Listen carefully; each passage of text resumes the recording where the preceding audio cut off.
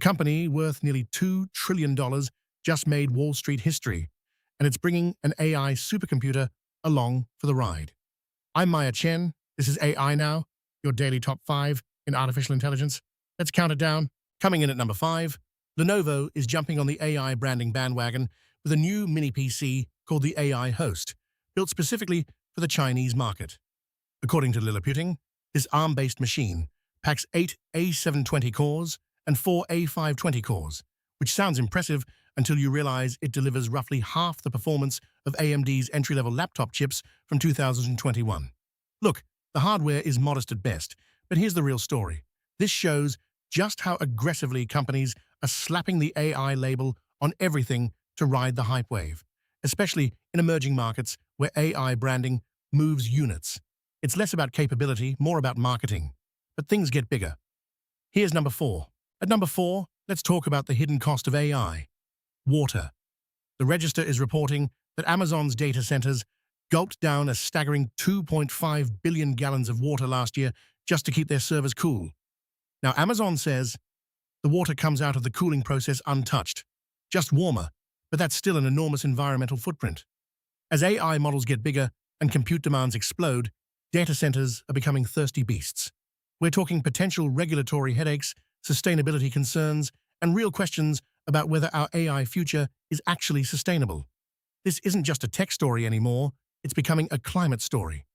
Number 3 is where things get interesting. Number 3 tonight is a cautionary tale about letting AI touch your hardware. Microsoft has mostly fixed a critical bug where Copilot, their AI assistant running on Surface devices, could permanently brick the laptop. That means render it completely unusable, just by trying to adjust screen brightness settings. The Register confirms this affected Microsoft's own flagship AI-enabled laptops, which is deeply ironic. The bigger picture here is about safety guardrails. When we give AI agents direct control over physical systems, even something as simple as backlight settings, things can go catastrophically wrong. As AI gets more embedded in our devices, expect this conversation about hardware safety to get a lot louder. We're down to the top 2. Here's what took the number 2 spot. In at number 2, Europe is making a major play for AI sovereignty. French AI startup Mistral is reportedly in talks to raise about $3.5 billion at a valuation of roughly $23 billion, according to Bloomberg, via SiliconANGLE. That would nearly double their valuation from just September 2025. Mistral is positioning itself as Europe's homegrown answer to OpenAI and Anthropic, and if this deal closes, it will be the largest AI funding round in European history. This isn't just about one company. It signals that investors are increasingly willing to bet big on non-American AI champions. With AI sovereignty becoming a geopolitical issue, expect more mega rounds like this as regions race to build their own AI infrastructure. And now, the biggest AI story of the day. The number 1 story today is historic on multiple levels. SpaceX, trading under ticker SPCX, begins entering MSCI large-cap indices today, June 13th, in what TradingKey, via Buildfast with AI, is calling an unprecedented T+1 inclusion.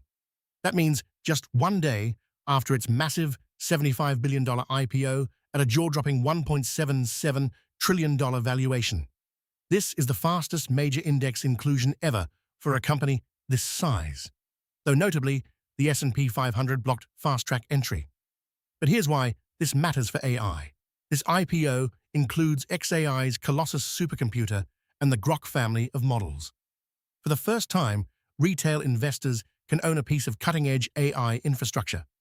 The world's largest IPO just validated the AI infrastructure investment thesis in a massive way, and public markets will never be the same. That's your AInow Top 5 for June 13th, 2026.